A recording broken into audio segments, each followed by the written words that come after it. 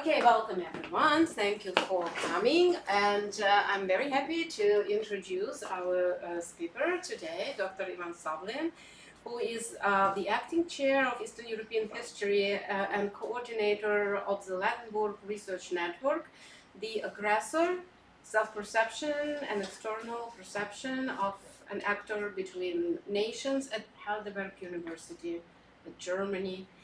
He also works at the Institute of Contemporary History, Ljubljana, Slovenia, where he is the head of the project Socialist Management in a Global Context, Technocratic Developments in the Soviet Union and Yugoslavia, 1955 to 1991. In 2018-2023, Professor Sablin led the research group Entangled Parliamentarisms, Constitutional Practices in Russia, Ukraine, China, and Mongolia, 1905 to 2005, and this was an international project, and it obviously has a lot to do with his presentation today. His research interests also include the history of the Russian Empire and the Soviet Union, with special attention to Siberia and the Russian Far East, and global intellectual history. And he shared with us today that his new project takes him to the third world, Africa, and the kind of imaginings of the future from these countries, influenced by the Soviet Union and by socialist states in East and Central Europe, so very far away from the Far East and the Russian Empire and parliaments. Dr. Sablin is the author of 3 monographs: Parliaments in the Late Russian Empire, Revolutionary Russia, and the Soviet Union, published in 2024. And I want to say that this monograph received of Imperio Best Book Prize last year, and so the presentation today is based on this book. The Rise and Fall of Russia's Far Eastern Republic, 1905-1922, published in 2018, and preceded by Governing Post-Imperial Siberia and Mongolia, 1911-1924, published in 2016. In addition, Dr. Sablin edited quite a few collections, including Planting Parliaments in Eurasia, 1850 to 1950, Concept, Practices, and Methodologies, published in 2021, and Parties as Governments in Eurasia, Nationalism, Socialism, and Development, published in 2022. And he also is the author of multiple articles published in major journals in our field, Nationalities Papers, Slavic Review, of Imperio, and others. And his today talk, again, is based on the latest award-winning book, and it's titled Making Sense of Soviet Parliaments, Functions, and Failed Transformations, 1935-1991. And for those of us who don't believe in slow Soviet parliamentarism, this would be a good chance to actually learn something about Soviet parliamentarism. Thank you. Thank you very much for a kind introduction. I'm very happy to be here and to share some of the results of my research with you. And I tried to focus this talk on the idea of what in the Soviet Union was called parliament and why it was called that and what did it do. I mean, what was it for? So I'm gonna give you some background too, but I want to start with a little prologue. Was the used parliament, or what was the word parliament used in the Soviet context? And the little prologue comes from 1920, when Vladimir Lenin had to edit a speech by Grigory Zinoviev, which was to be delivered at a Soviet assembly. And Zinoviev, in this speech, he used the word peasants, workers and peasants parliament, which Lenin didn't like at all. You see, that's Lenin's hand, so he crossed it, put 3 quotation marks, and wrote, "The word is wrong." So Lenin's political concept for the Soviet state since 1917 was explicitly anti-parliamentary. So the Soviet project was supposed to become a project of not just non-parliamentary, but anti-parliamentary modernity. unfortunately for Lenin, even the Congress of Soviets, which was assembled on the occasion of his death, used the word parliament for itself. Something that, as we see, Lenin didn't like at all. And just 15 years later, we have already different Soviet contexts. We have one of the two last congresses of Soviets in the USSR, where Vyacheslav Molotov, one of the most ardent supporters of this idea that there shouldn't be a parliament in the Soviet Union. Because why? Because parliament is just an instrument of bourgeois dictatorship, according to Lenin. And then Molotov himself was asked by Stalin to deliver this speech and present this idea in 1935, that the reformed Soviet Union, which would be reconstituted in 1936 with the new constitution, which Stalin partially wrote himself, that it would include a parliament. And again, the idea here is explicit: to unite what's best in parliamentarism, such as direct and equal elections, compared to the previously limited and unequal elections in the early Soviet state.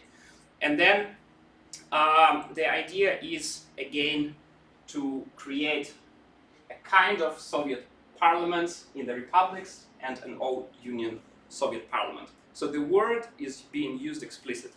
So now to give you a little bit of context, how this all fits into my book. I was interested in several things when I was writing it, and then I'm going to talk more about the Soviet period and Soviet case. So I was interested in the concept. So was the word parliament used? Of course, when I saw Lenin's hand and his direct engagement with the concept, I knew that it may work out.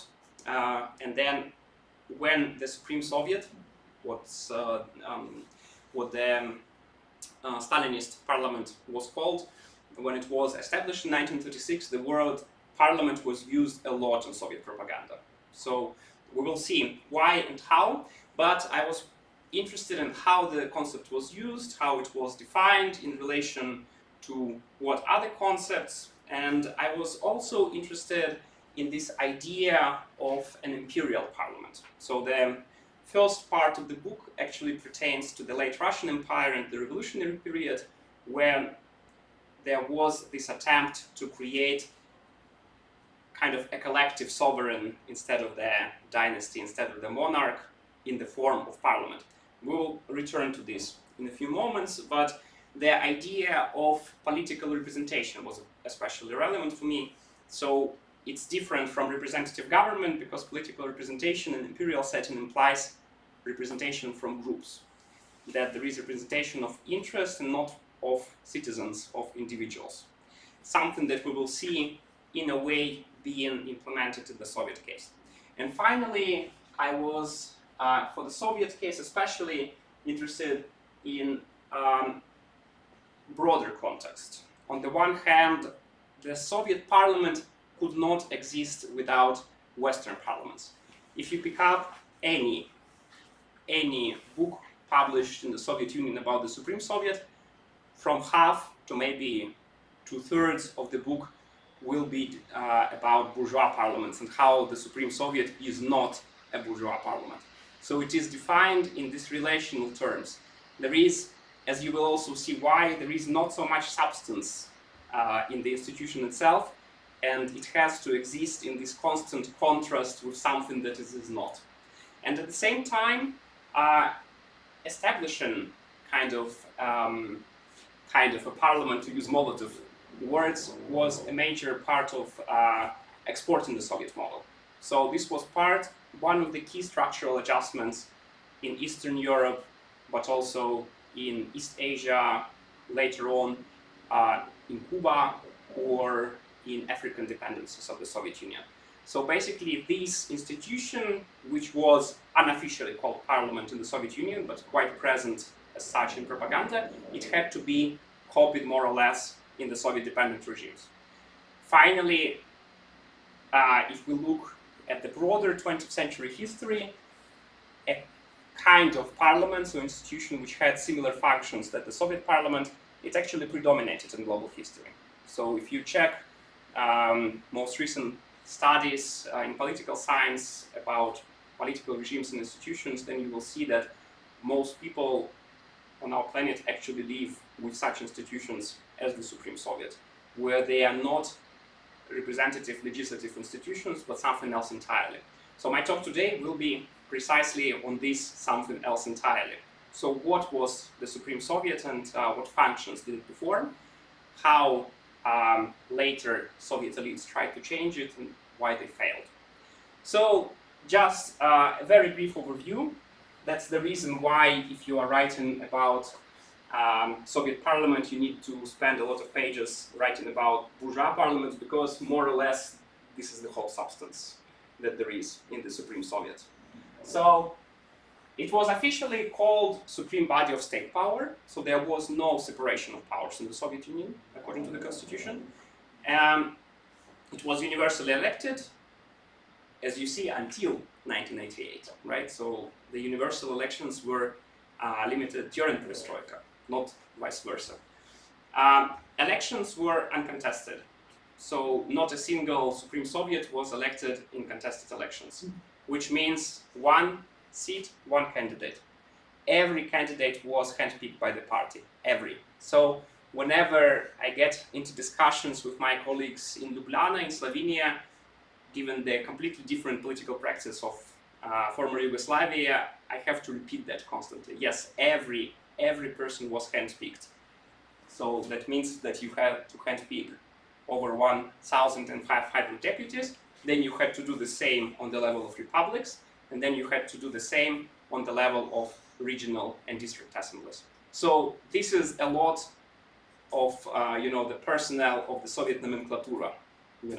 The people who are handpicked in the case of the Supreme Soviet of the USSR, they are handpicked and approved by Politburo. So they have to be checked at the highest level. I mean, there is some agency of lower level party officials who can propose candidates, but the ultimate decision lies with Politburo for the Supreme Soviet. We will see also how they were handpicked. They didn't have to know the people personally or by name even. They had to represent a group, a category in some cases. Also, there was no president in the Soviet Union, but there was a collective president. This is also a term, just like parliament, from the propaganda and unofficial Soviet discourse, that the presidium of the Supreme Soviet is the collective president.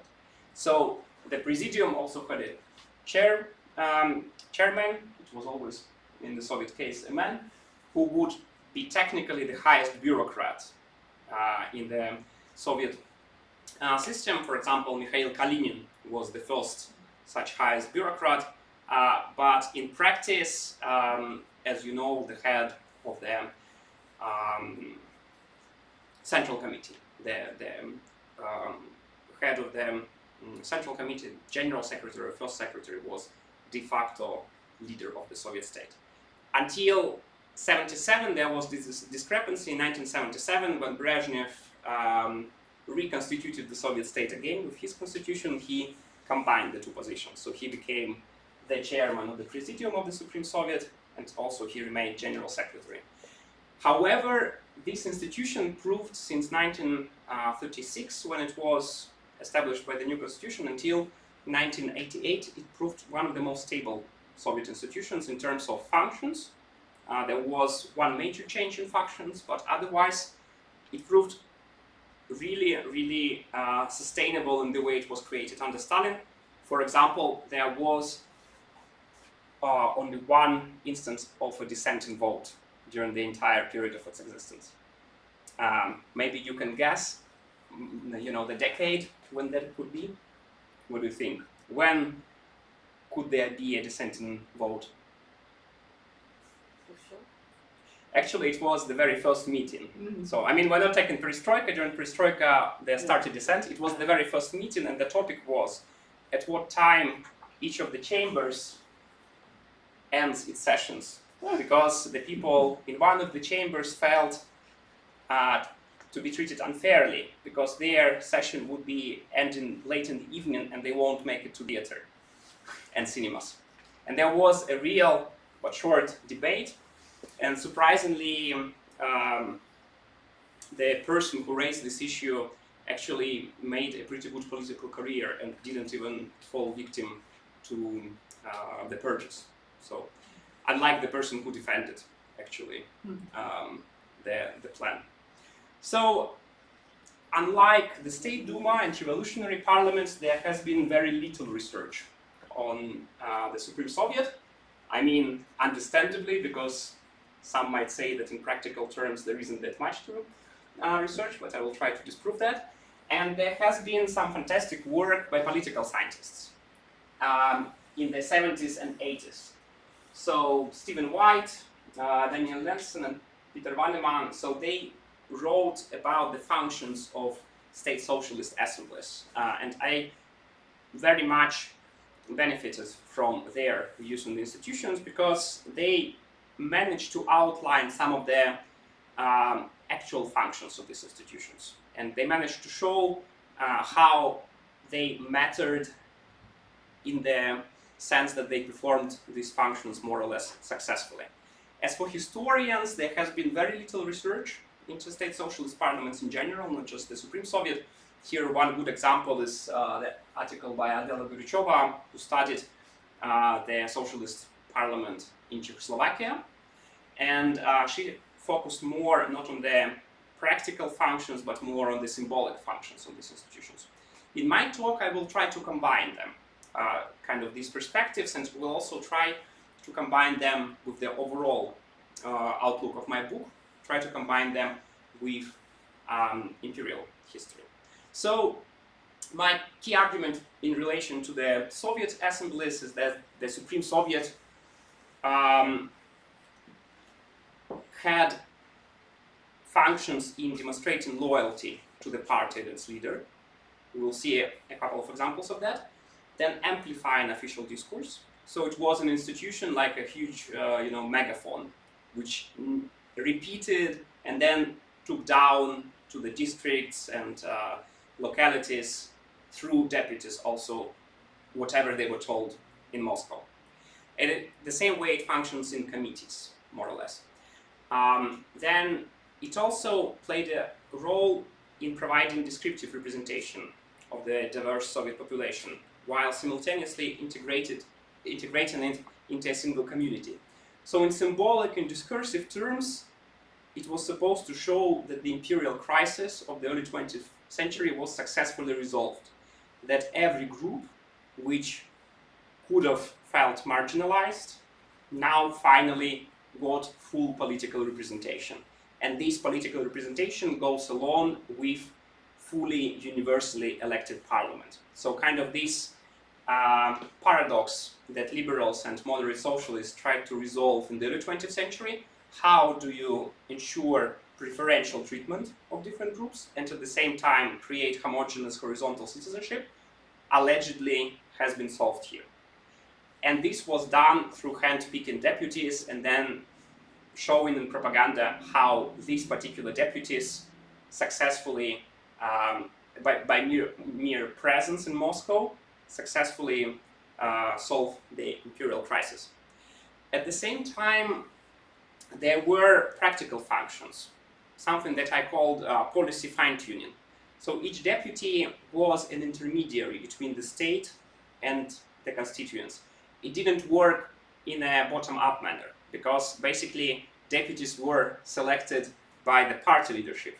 So they were appointed to be representing a particular constituency. But then constituents could write appeals to them, write them about living conditions, about the lack of access to education, about mistreatment by other Soviet officials, and they, in most cases, would at least get an answer. And they could also write to the Presidium of the Supreme Soviet. So in that regard, I will show you also a couple of examples. This was a major instrument of accumulating information also at the top level of Soviet leadership, because all these appeals, all these petitions, they were, since 1950s at least, they were analyzed systematically and even statistically. And that gave some kind of an impression of how things were going on locally in the absence of free media or competitive elections. So some scholars of state socialist assemblies call them sounding boards. So basically, not during their sessions, especially not during their very rare plenary sessions, but through the direct contact with deputies, members of the Supreme Soviet, there was this acquisition of information about how things were going on in the Soviet Union. And finally, there was a major change in 1955. Supreme Soviet became permanently involved in foreign policy.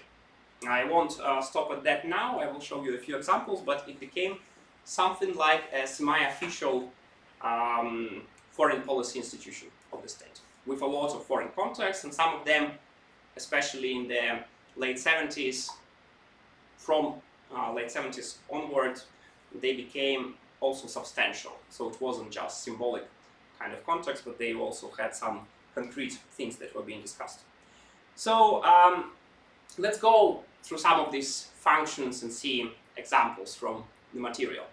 So the most common way of depicting the Supreme Soviet is more or less like this, both during the session and during the elections. So you see this universal kind of gesture of approval. So if you're a voter, you're supposed to approve the candidate who is given to you by the party, even though in theoretical terms the elections were competitive, but you're supposed to, to elect those who deserve it, and those who deserve it are those who are given to you by the party. There was actually never the party itself that stood to the elections, but something that some scholars call forced coalition or permanent coalition. That was the coalition of the Communist Party and non-party members. So it was a kind of lone, expression. So this coalition always stood for the election. Again, one seat, one candidate, which, as you see here, you're supposed to approve, right? And then I like this poster a lot because it shows the Supreme Soviet in session, which also universally approves something that is being told from the rostrum, probably by one of the leaders of the party. So this is kind of this expression of loyalty, but also this amplification of discourse in the sense that more or less substantial things in the Supreme Soviet were told by people who actually held power. They very often were also deputies of the Supreme Soviet, so the top leadership. For example, Brezhnev, he was also a deputy, he was also chairman of the presidium. Also, it was kind of a mass mobilization campaign because the number that local party authorities found very important was the turnout. Because if there is no competition, then you have to show that numerically the absolute majority of people supports this. Which, during later Soviet period developed into some quite bizarre situations. Because, for example, this picture is part of late Soviet propaganda, and it's actually showing something illegal, right? Because elections are supposed to be with secret ballot. But here you see that the correspondent is taking pictures of this Nenets indigenous community, which was brought the ballot box by helicopter, and as you can see, there is no booth where they can kind of go behind a curtain and do something with the ballot, right? They just receive the ballot, they fold it, and they put it into the box. Why is that? Because every ballot, since the very first election to the Supreme Soviet, looked like this. It says, leave one last name. It also says that in caps lock, right? Just leave only one name, because if you cross a name, that means you are against candidate. And each ballot for each election on the Union level and on the Republican level had only one name. which means that if you are going to take your pen and do something with the ballot, you are just going to cross the only name that was given you to the party and a few other institutions like factory committees and so on. And then you're kind of going against the will of this coalition of non-party members and party members. So if you're not party member, then you're kind of going against your own people. If you're a party member, then obviously there will be more serious repercussions for you. So when the first elections happened in 1938, we have in diaries discussions on how people just went into the polling stations and just couldn't help but started to laugh. Yeah, because they see, leave one, very important one name, but there is only one name. And for local electoral committees, that means that for this act of expressing loyalty to the party, you needed to more or less ensure total mobilization. Total mobilization for this approval. So whenever the elections were through, this was a major celebration for the people involved. So from one of private archives, I managed to get this image. These are members of the committee who are very happy about the end of the elections because they managed to get this, let's say, 97% of turnout. And the longer we go to perestroika, the higher the percentage is. So during the Brezhnev times, it's 99.9 and something.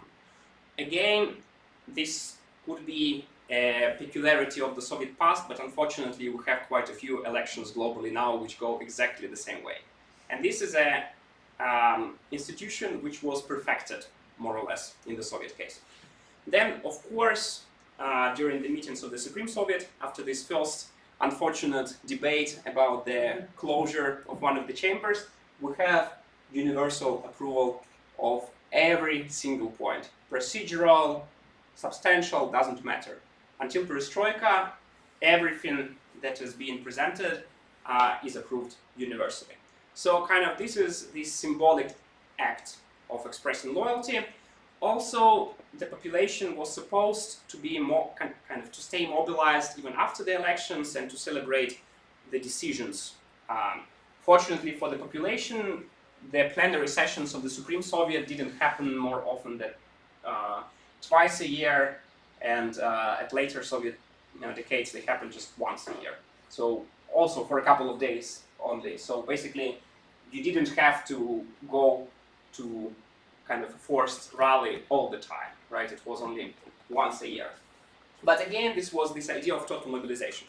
So this is something that wasn't necessarily new for historians. What I found quite interesting and new is kind of this interpretation coming from political science, that it also mattered who voted and who the candidates were. So the composition of the Supreme Soviet was especially important for the party leadership. If we are going to talk about votes, propaganda images stress the diversity of voters. So we have, for example, an immigrant from the United States here, Wayland Rudd, who was an actor in the theater of Meyerhold, and he appeared in more or less every major publication about the first election to the Supreme Soviet, again in this relational context that in the United States there is no universal suffrage in practice because of different obstacles and limitations, and he is presented in these propaganda materials as a person who can vote. But then kind of this idea of tailoring elections to a specific nationality picked up, and then, for example, we can see this Azerbaijani poster where even the traditional headscarf is presented as something that should be represented in the Supreme Soviet in the sense of being this national specificity, right? So basically, when you are voting for this candidate, you're also voting for the representation of your group.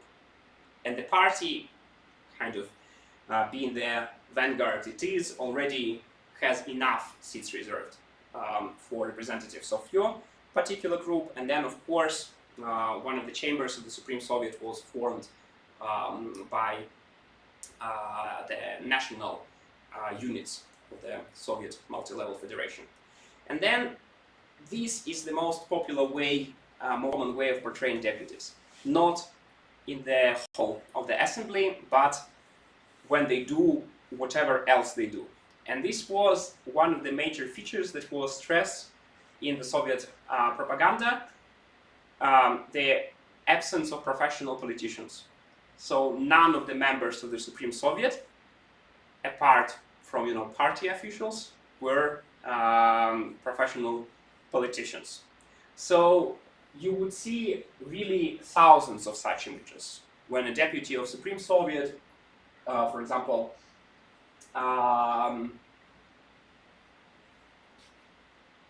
Navruzova here is working at the collective farm, and also you have this kind of picture of this amplification that I was also mentioning, right? So the deputy was supposed to come to Moscow once a year to listen whatever was said there, approve it, and then come back and tell everyone else, more or less.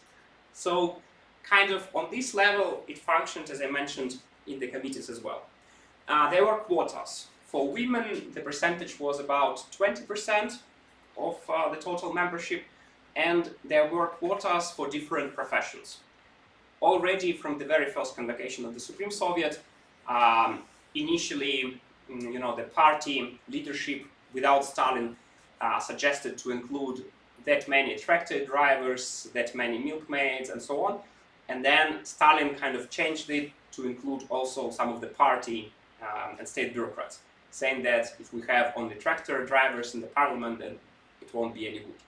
But there was this active kind of statistical feeling of this assembly. So each deputy was supposed to represent a particular category. Party officials usually went as descendants of workers, right? So they were supposed to raise the proletarian percentage. Or after the Second World War, the army became a very important group that had to be represented there. But it was always decided numerically beforehand what would be the shares of different groups. Also, another symbolic function was kind of distinction, kind of distinguishing Soviet citizens with important achievements, right? So composers, writers, the first woman in space, they all had a chance to be distinguished in addition to some of the awards that they got by getting this status of member of the Supreme Soviet. It came with some benefits. For example, you could get a free ride on public transportation. You could also visit Moscow for free, but only once a year, if you remember. Also, some of these people, like Tereshkova, she was elected to the presidium of the Supreme Soviet. So basically, she was one of the members of this many-headed president that was the supreme institution in the Soviet Union. So this was kind of a twofold process. On the one hand, it was distinction of these individuals, but at the same time, it was a way of giving credibility to the Supreme Soviet among the population, because, I mean, if the first woman in space is deputy of Supreme Soviet, then how can you, criticize it? Because it shows that the best people of our country are there. And this notion of the best people was very often present in propaganda materials ahead of the elections. But at the same time, it wasn't only about distinction of individuals or this group representation. It was about integrating the Soviet community and integrating it in this loyalty that I mentioned to you. So it was horizontal in the sense that all these people coming from different backgrounds were sitting together, but they were sitting together for one purpose: getting, the let's say correct path forward, correct criticism if something was to be criticized from the actual leadership of the state. And yeah, what does this setup remind you of? What other institution? I mean, it doesn't look very much like a Western parliament, but what does it look like? Where else people sit like this? China, Korea. Hmm? China, No. Like what type of institution? Meaning Party Congress. True, but if we kind of step away, like let's say more basic. I mean, school Classroom. or church. No, not so many people in presidium. Yeah, true. No. But initially it was much fewer, right? It just grew. But the idea is that there is this elevated presidium. So there is this rostrum, which is higher than, let's say, rank and file deputies. And these people are deputies too, right? But they have different status within this institution. And they talk, and this side listens. Sometimes some of these deputies would come up and deliver a speech. And when it had to be decided who's going to deliver a speech from among rank and file deputies, quite often no names were mentioned. The party, internal party discussions would be like, we need a peasant woman to talk about this, or we need a mechanic who will come and talk about this. And then they would be provided with a speech written by a member of the Communist Party secretary, which they had to memorize. They could read also, but basically they could not go away from the script, right? And again, for the party, this descriptive representation was important. It wasn't a particular individual that would be delivering this point, but it would be a representative of a specific group. So, symbolically and in a more broader context, this institution was reproduced within the 10 years after the Second World War across Eurasia. So these are the new constitutions or major amendments, like in the case of Mongolia, which were adopted in the immediate sphere of Soviet influence, and there, in most cases, an institution very much like Supreme Soviet was introduced. A universally elected parliament with a standing presidium, which would be assembling very rarely for plenary sessions, and more or less the visual language would be the same. So an interesting case in Yugoslavia, it more or less copied wholesale, even though Yugoslavia stayed within the Soviet bloc for just 3 years after the Second World War. And in China, it was somewhat different. In China, an indirect system of elections was introduced, like in early Soviet Union. But in most of East Central Europe, the institution was very similar to Supreme Soviet. GDR would be another case where it was somewhat different, but in other cases, this was a structural adjustment which had to be implemented more or less the same way. Even though in other parts of the constitutions that emerged during this decade, there was quite a lot of variety. So there were different sources of sovereignty, for example, the people, a particular class, but this institution was more or less copied from the Soviet one, and it was again used consistently and continuously in discussing how this is not a Western parliament, and in order to criticize Western parliament. So we have this poster here, this is supposed to be again a contrast to the Supreme Soviet. So it shows bourgeois parliament and shows what exists there, and then it's implied that it doesn't exist in the Supreme Soviet. For example, lying doesn't exist there, so when deputies promise you, peace, freedom, and prosperity, they're lying. Doesn't happen in the Supreme Soviet. Then educational, property, and other qualifications that bar a lot of people from entering parliament. And finally, there are no bribes. And this issue of absence of lobbying within Supreme Soviet was very much stressed in Soviet literature. So, symbolic functions, a lot of place in the propaganda. Did it work for the Soviet population? Well, not really, right? So we have this excerpt from the diary of quite an interesting functionary of the Secretariat of the Communist Party. His diaries are published by the National Security Archive. Quite interesting read. He was the person who would be writing the speeches for, let's say, tractor drivers and so on. But at the same time, he was disillusioned himself about how it doesn't work and doesn't manage to convince anyone that this is a working institution and that there is any kind of real authority or dignity there. However, when we switch to kind of these practical functions that I outlined, there the Supreme Soviet proved to be quite successful. Already in 1938, so that means during the very first convocation of the Supreme Soviet, we have this image that a deputy has a lot of incoming mail.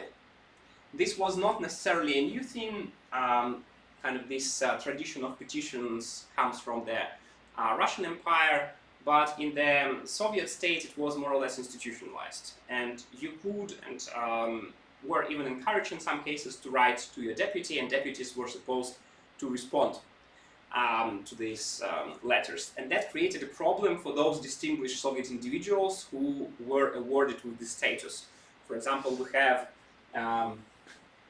this excerpt from Ilya Ehrenburg's autobiography, where he states that a deputy of the Supreme Soviet basically fulfills a lot of tasks for his constituents. So he's a lawyer, an intercessor, a pusher. So the more famous a deputy was, the more correspondence this deputy would receive because of the expectation that this person can actually change something. Ehrenburg, as testified by his secretary, actually managed to have a church opened for his constituents in Lithuania. So this is something that his constituents wanted, and this is something that he managed to push. The range of problems that people wrote about was immense, from rude doctors to lack of housing, to lack of jobs. So basically people wrote on everything. The saddest read probably were these applications during the Great Purge, during the Stalinist period, when all these kind of discussions of injustice landed in the Presidium of the Supreme Soviet, before that in the Presidium of the previous Soviet institution, and then Kalinin, so the main bureaucrat in the Soviet state, had a kind of like an automatic response pre-typed, which stated, I cannot help you with anything, Kalinin. So there were like multiplied pieces of paper where he just like signed, and then these pieces of paper were sent back. However, since 50s already, these complaints and these letters, they start to be analyzed systematically, and the Presidium then submitted this information to the Central Committee. So, for example, here is a document which discusses circulation of illegal substances, of drugs in the Soviet Union in the 60s. There is another good example where there is systematic analysis of some 170,000 complaints about the health system. They are coming not only from the Supreme Soviet level, but also from all the lower levels of Soviet assemblies. So basically, these complaints, these letters, they didn't kind of disappear in the system, but they also didn't, in many cases, lead to a resolution of concrete problem, but then, you know, with fine-tuning, more medical equipment could be sent to one of the areas which was discussed the most. So this was a way of actually accumulating this information en masse. Then if we move to international functions, this is where the Supreme Soviet becomes very present since 1955. So in 1955, the Supreme Soviet actually adopts a declaration where it invites members of other parliament to engage in horizontal exchanges. And also in 1955, the Supreme Soviet, its deputies become members of the Interparliamentary Union. And since then, basically the Soviet leadership catches itself in a discursive trap. Whenever in the 70s they are trying to step back and say the Supreme Soviet is not a parliament, they actually cannot do that anymore, because it's member of the Interparliamentary Union, and whenever deputies travel or receive delegations, they are always discussed as parliamentary delegations, Soviet parliamentarians, and so on. So basically, there was no way to redefine it as something special, which was an attempt in 1970s. And this discussion from 79 very accurately shows kind of the three categories of exchanges. So for exchanges with other state socialist regimes which were dependent on the Soviet Union, their goal was cohesion, so basically reinforcement of specific points of Soviet agenda. Also kind of inspection, for example, deputies went to Hungary and said that the literature that is sold in Russian is some random stuff about like cooking and not interesting at all, so we need to change that. So it was kind of, let's say, a way of stitching this informal Soviet empire together. Then for deputies from capitalist countries, it was a way to show the human face, so to say, of the Soviet Union. In many cases, these trips of, let's say, members of the French National Assembly, they were more or less tourist trips, where they would be taken through a bunch of sites across the Soviet Union, given vodka and caviar. This was, for example, among the items that British parliamentarians received already in the 40s. So they would get a very good impression of the Soviet Union, then come back, and say, yeah, maybe we have Cold War, but these people aren't that bad. They fed us well, and things seem to be working there. And the third category would be the countries, former colonies, or those countries which found themselves in new types of dependencies from the West. For them, these visits and exchanges were supposed to demonstrate the benefits of the Soviet model. So, for example, you would have, three types of activities that these people would be involved in. I mean, they would be exposed to kind of propaganda institutions. For example, here we have Sablin's delegation visiting Lenin's museum. But then they would also be exposed to, let's say, modern infrastructure of the Soviet Union. They would be taken to factories, to schools, to hospitals. So, for example, here is a visit of the parliamentary delegation of Colombia, who are presented with a healthy Soviet baby during the visit. Freshly produced.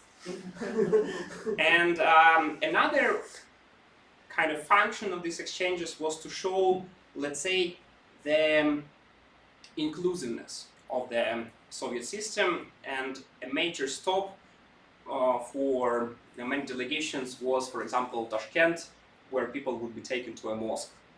In some cases, some delegations would be also taken to Buddhist institutions in Buryatia. So then, basically, these deputies would be the people who would refute at home the statement about the Soviet regime being atheist and anti-religious.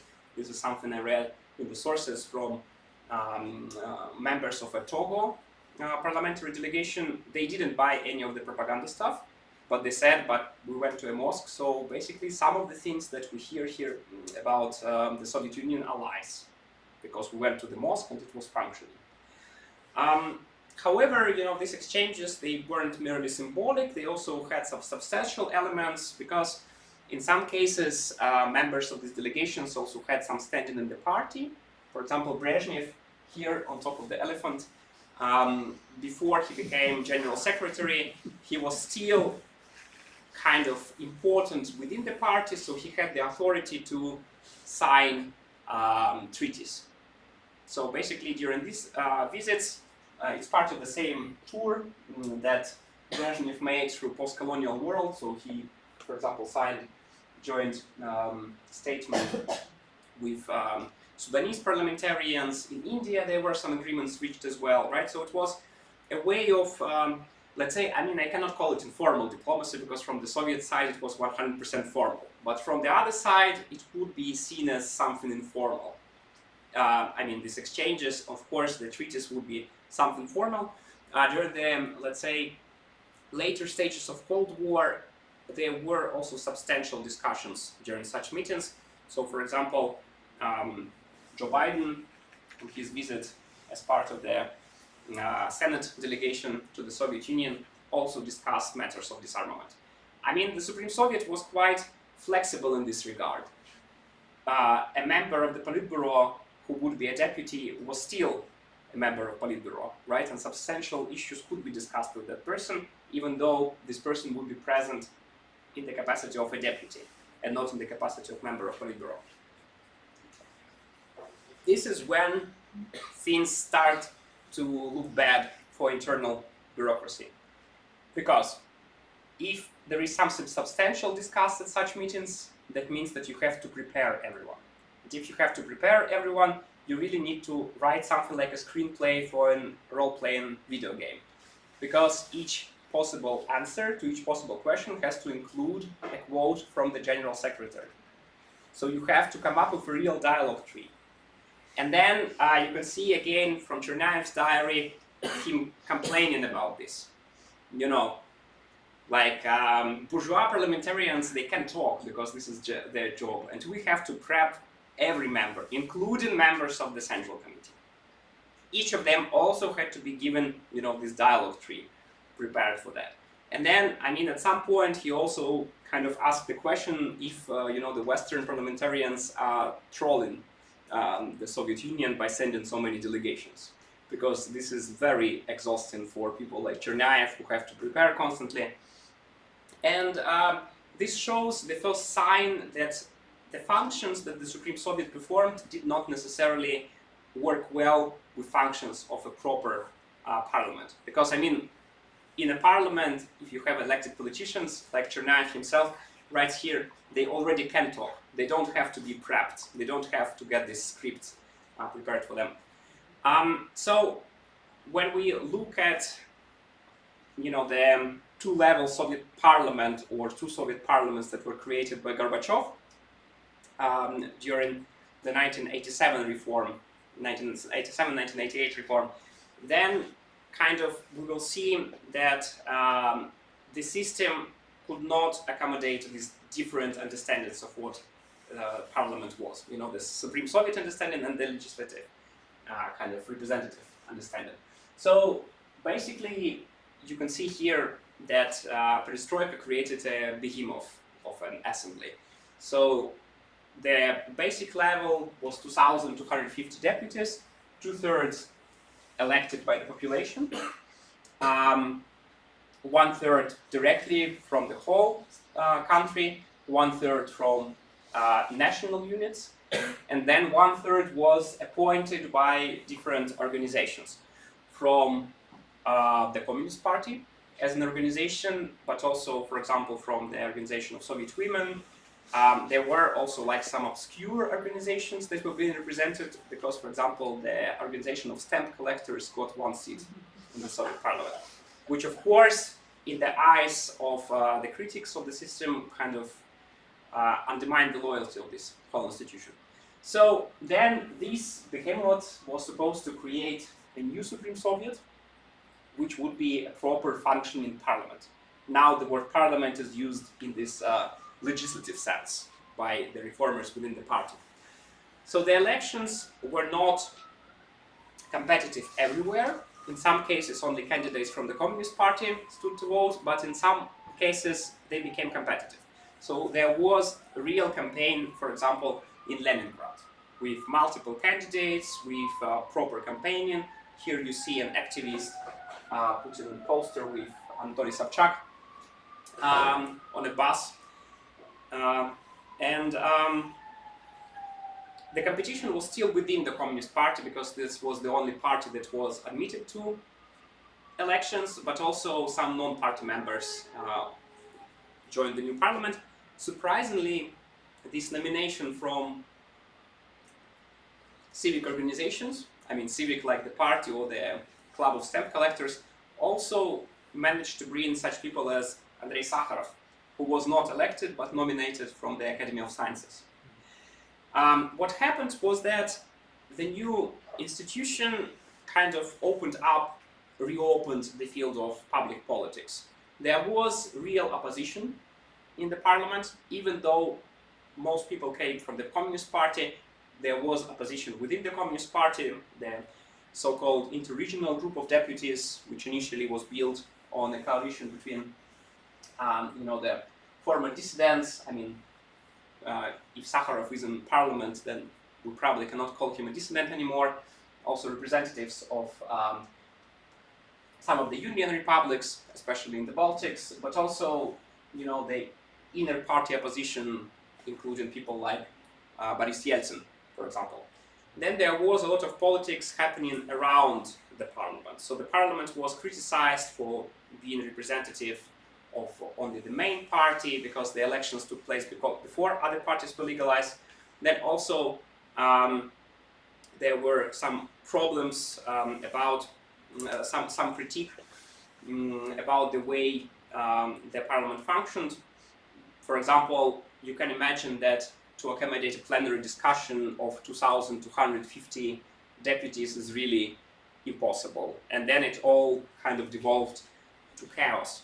So kind of the whole reform failed, and here is the second part of my argument about the reform. Because on the one hand, these two assemblies, the Congress of People Deputies, the Mega Parliament, and the Supreme Soviet as a secondary body, they turned into political rallies, where different particularistic interests were articulated after these decades of suppression of public political performance. So basically, the interests of nationalities, religions, the interests of women, the interest in the intersection of these categories, for example, women in Central Asia, would be expressed in their grievances. So basically, it became a major institution, but it didn't become an institution which was ready to engage in legislation.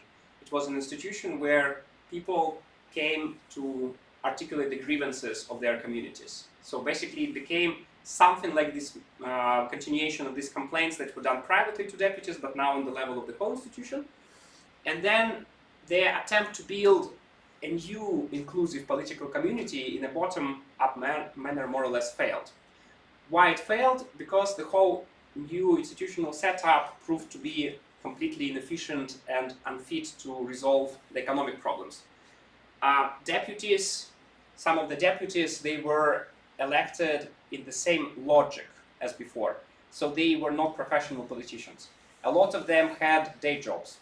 And when they came to Moscow and were expected now not only to collect complaints, and with the crisis in the economy, these complaints multiplied, and with glasnost they multiplied even more.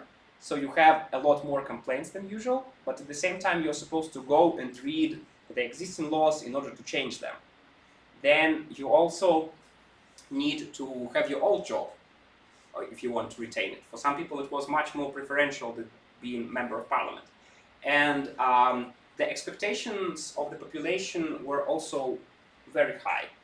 It's a little bit like the situation in 1917 when the Constituent Assembly was supposed to resolve the imperial crisis by its mere convocation, and which didn't happen. I mean, it didn't happen for some other reasons too, but let's imagine if the Bolshevik didn't disperse it, the kind of logic of political rally in itself does not necessarily go well with creating working legislation. And this issue was discussed within the new Supreme Soviet. We kind of had some of the old dynamics with the party leadership being in charge of discussions again, and an attempt to combine the functions. So basically retain the functions of complaints bureau, retain the institution, the international exchanges, but at the same time turn it into working legislation. And it didn't work because most deputies just fled the Soviet parliament. They either went back to their jobs, they would be returning their mandates, or they would go to the level of republics and engage in politics there.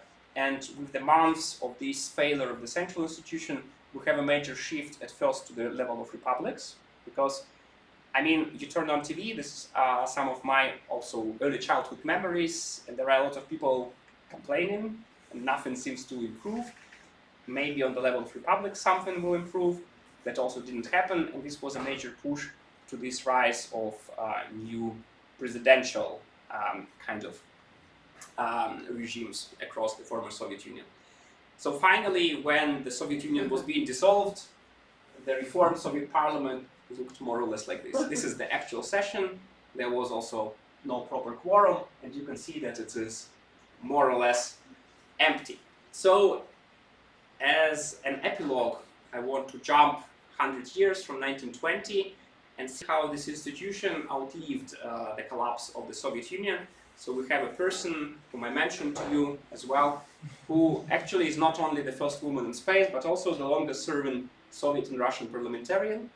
She returned to the Russian parliament in 2007, when the State Duma more or less started to reproduce the template of the Supreme Soviet.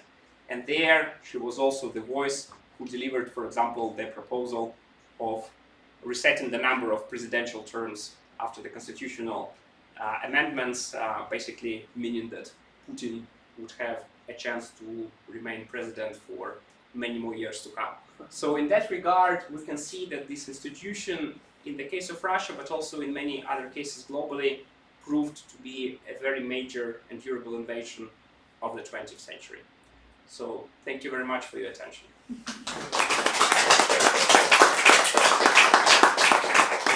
Thank you. So the floor is open for questions and comments. Please introduce yourself when you ask a question or comment.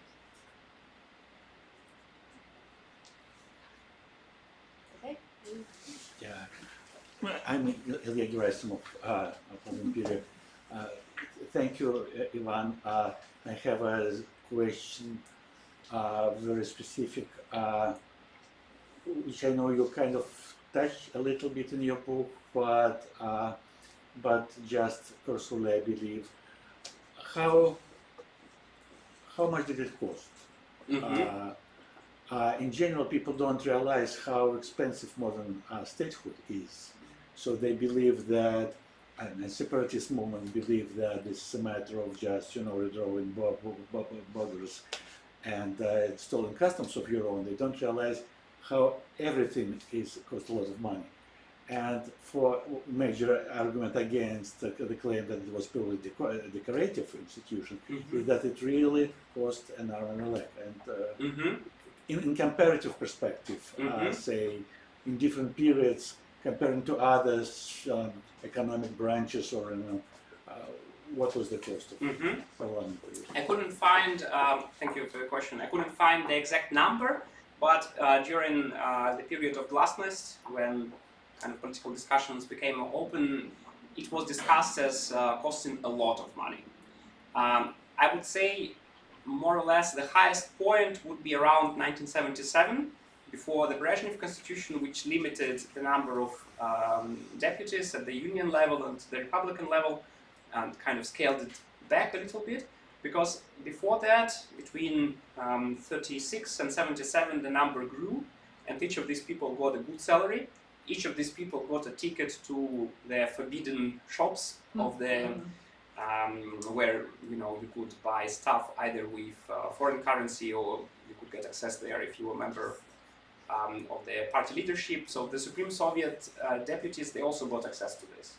And then imagine that we have the same kind of privileged group of people on the level of republics, and then with much fewer privileges, but still with privilege on the level of region, district, city. So overall, there was a discussion of, let's say, these several dozen thousand people who are getting all these benefits for doing more or less nothing. But at the same time, from the perspective of the state, the functions that they performed were important enough. I think that it's hard to say which function was more important, because I think that we cannot say that the function of, let's say, circulating propaganda was unimportant.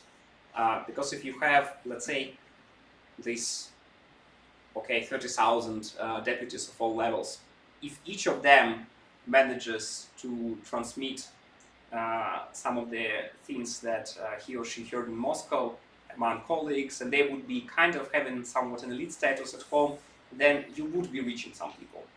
And then at the same time, this information acquisition was also quite important. I haven't found any proof that accepting complaints was a major valve that let the steam out, but I suppose that it also was. So in a way, there were like some discussions also of the cost of paper for the elections, because if you have near total turnout, then you need to print really many ballots, and then each person had like 2 votes. If they lived in a national republic, they would vote for the Chamber of Nationalities and for the whole union.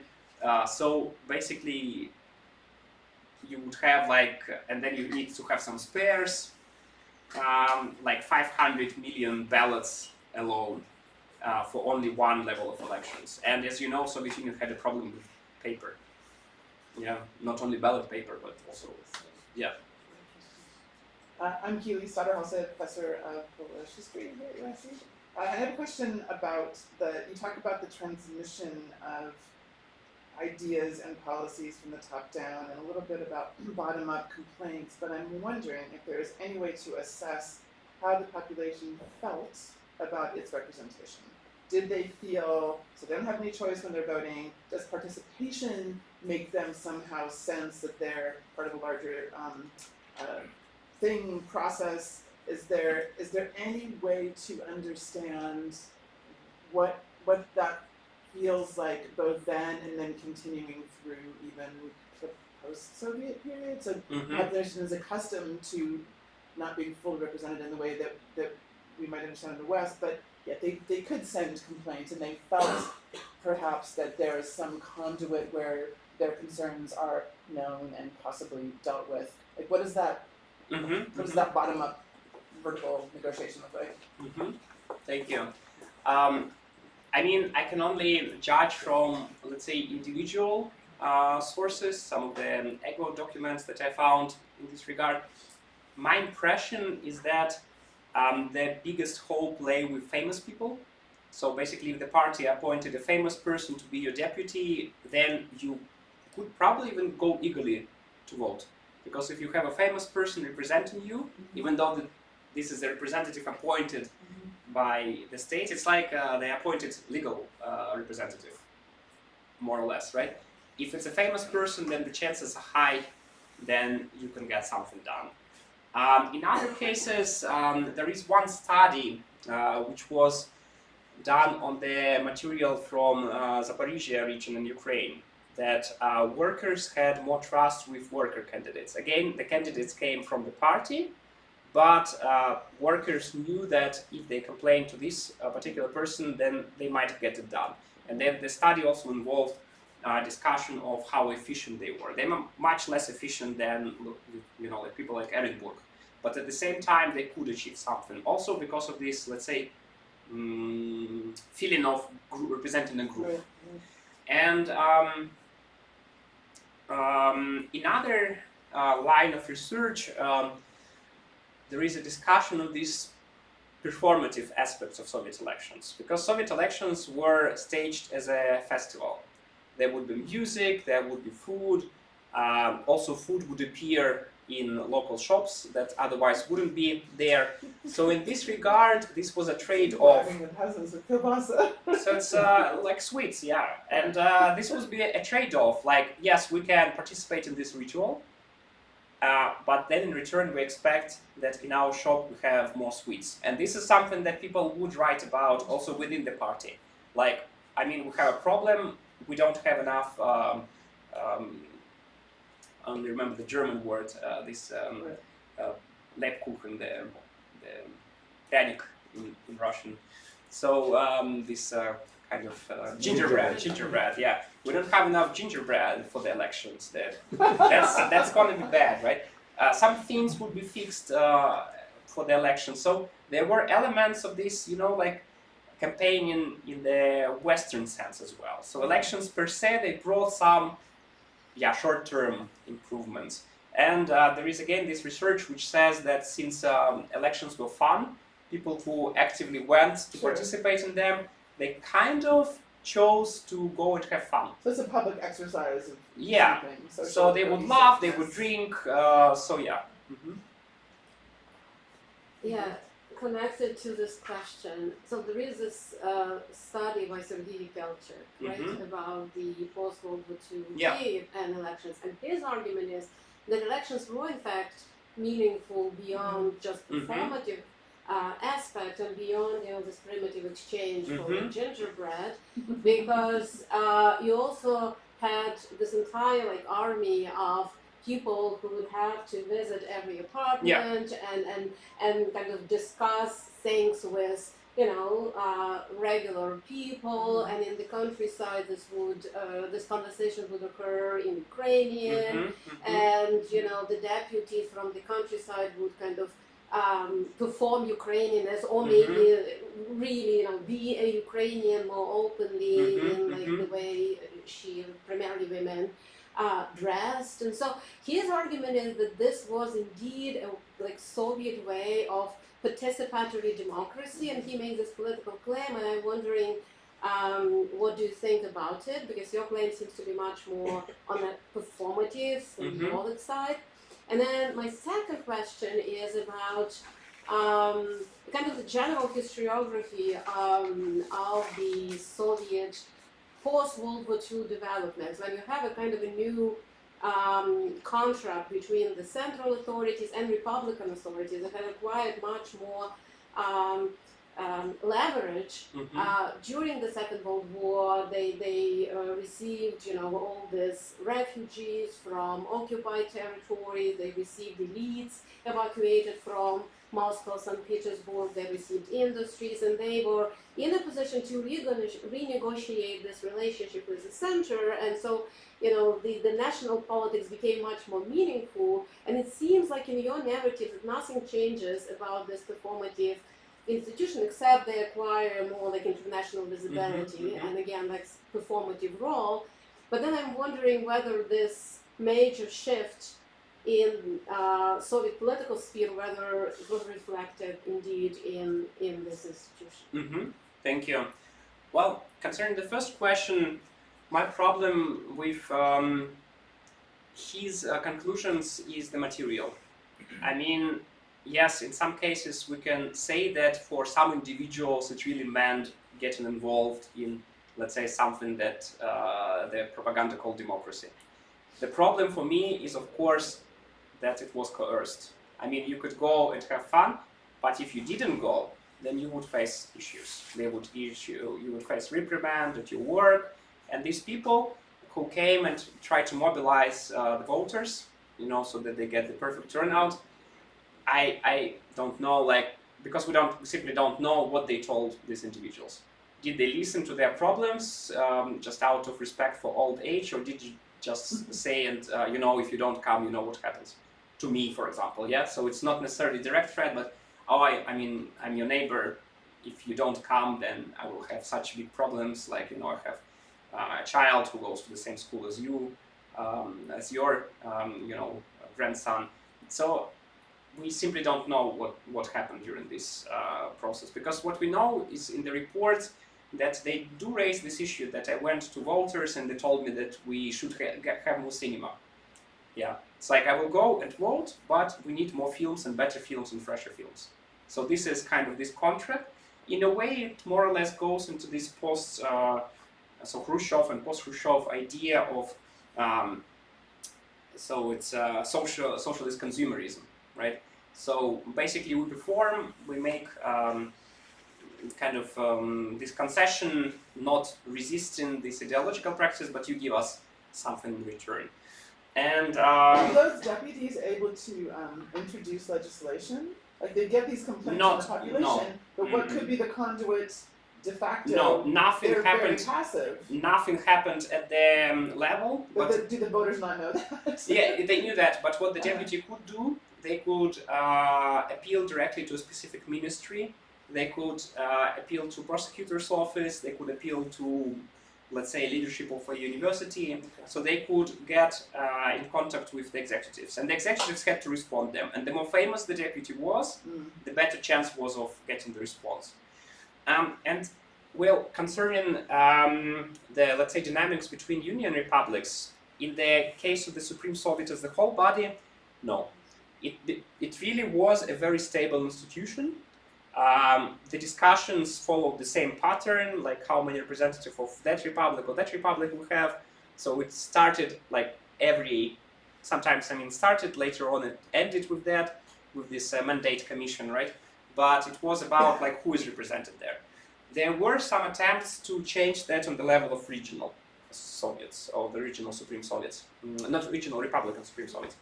Unfortunately for that, we simply lack research, right?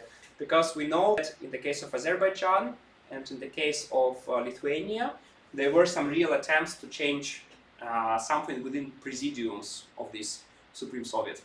Again, the problem with presidiums is that these are simultaneously local party leaders. So if they try to change something through the presidium, doesn't necessarily mean that this was done, you know, outside the party. So this was just auxiliary to the party politics. One last example in this regard, which shows that these institutions had some real power and some actors within the system didn't necessarily face repercussions, is, yeah, unfortunately I had another thank you slide where chairwoman of the Presidium of the Uzbek Supreme Soviet is hugging the King of Siam. I think so, yeah, the King of Thailand. Nasreddinova. So she found a very interesting way of monetizing her position as the chairwoman of the Supreme Soviet of the Uzbek Republic. She had a network of judges who would speak death sentences. And the Presidium had the right to issue pardons. So she would then, for a lot of money, issue a pardon, and then instead of a death sentence, it would be, yeah, life imprisonment, but quite often also shorter imprisonment. And she managed to get a lot of money through that scheme. And when the Central Committee found out about that, I mean, she was so important also during these international meetings that just simply purging her wasn't an issue, wasn't an option, because she is a Uzbek, she's a woman, so she's representing two huge categories. So she was reprimanded with being made the head of cooperation of the institution for cooperation of Asia and Africa. So this was her punishment. Yeah. Well, go ahead. I consider the civic, which is student history department. I think maybe you are in the book somehow elaborating more this talk more on the connection between the Imperial Russian parliament and the Soviet model. And I'm just wondering whether the designers of the Soviet parliamentarism were somehow thinking about this imperial experience in terms of thinking about how the elections will look like, I don't know, forming the group-messes, and maybe you can just Yeah, I mean, how I understand the Supreme Soviet is kind of this attempt to show that the imperial revolution was successfully completed. So in the State Duma, especially during the first and second convocation, there was this process, this attempt to build an imperial community of, let's say, citizens having the same rights, but also a community where difference would be institutionalized, and for example, through autonomy or through retaining some of the privileges. For example, the Cossacks campaigned for retaining privileges. So in a way, this was demonstrated in the case of the Supreme Soviet, that the class struggle ended. That's why we can have universal elections. And in this universal election, as a result of these universal elections, we have the representation of these groups which were marginalized before. So in this sense, for Stalin, the State Duma was obviously there. In terms of institutional design, he copied more or less the Swiss system.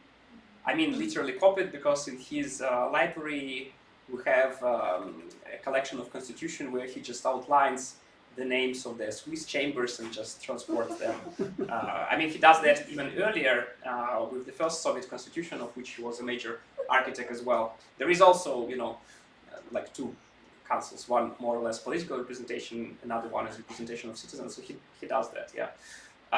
So earlier, when we have still this, let's say, attempt to build anti-parliamentary modernity, there is still direct continuation, like when we have congresses of Soviets and the executive committee, which is internally called the parliament very frequently, which Lenin, as you saw, didn't like at all. It, for example, had in 1927 a special meeting in the same hall where the Duma met in Leningrad. And then the newspaper report on that would go something, we have this Jewish deputy who sits where like people like Markov, a major right-wing politician and anti-Semitic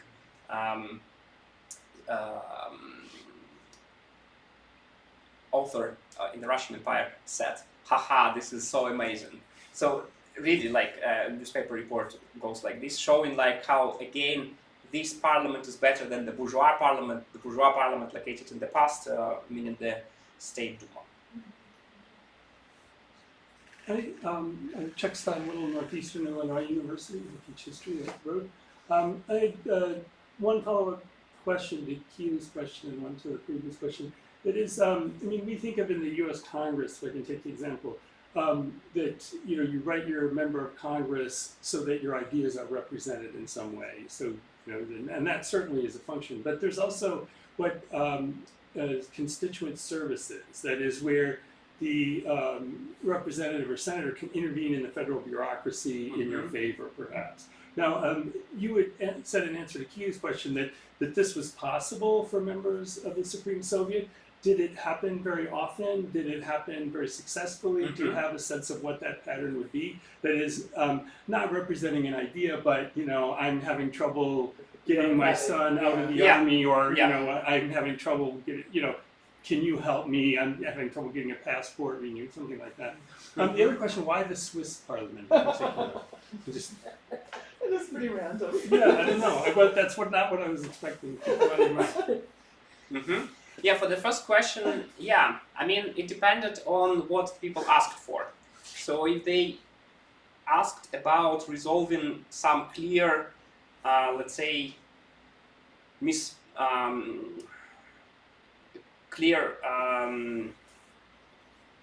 error in bureaucracy, then the chances were quite high that it could help, right? Because the deputy would write to a specific institution, and then, I mean, the people in this institution now got unnecessary attention.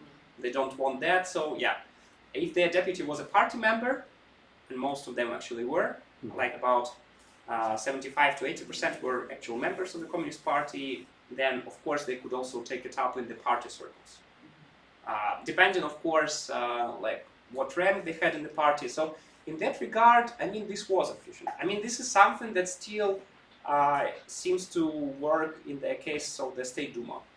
I mean, I don't know now, I haven't followed that, but like 10 years ago, people would write to the deputies who already then would be more or less appointed by the presidential administration, right? Or let's say nominated for elections, which sometimes showed surprising results, but in most cases not surprising. And then people would still see this just representatives of them before the state, but not representatives they chose themselves, but representatives who are appointed, let's say, from above. But still a similar function of intermediaries. Yeah, and the second question about why the Swiss Swiss system? I mean, there was the fascination of Lenin with the Swiss system, and it was kind of part of the discussions among the first generation of Soviet leaders. They discussed the future Soviet Federation as federation consisting of cantons. And basically what was invented more or less in this first Soviet assembly was this bicameral system where you have representation of groups. In the case of the Soviet Union, you just made cantons national republics because representation came from territorial units, like in Switzerland. And the other chamber would be like from the whole populace. I mean, so this was kind of the idea. But there was a very big fascination. Maybe it came with Lenin, who simply knew more about the Swiss system because he lived there, but there was this fascination,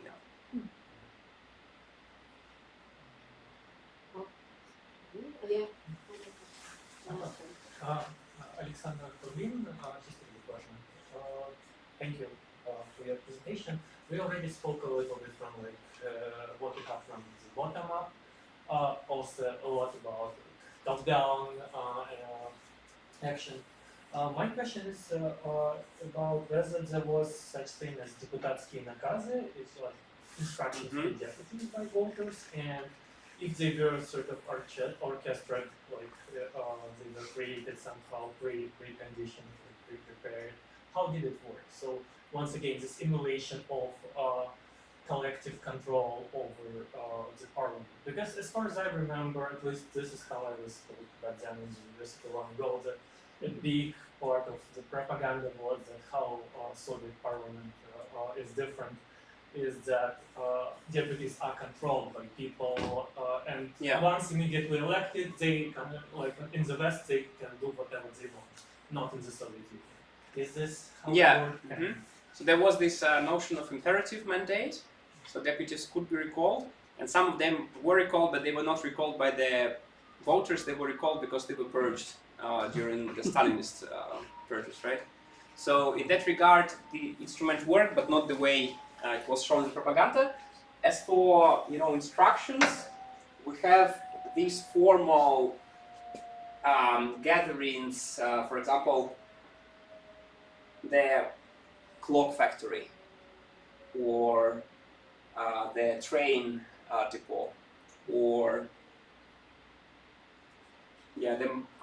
this is just called the metal factory, hammer and sickle.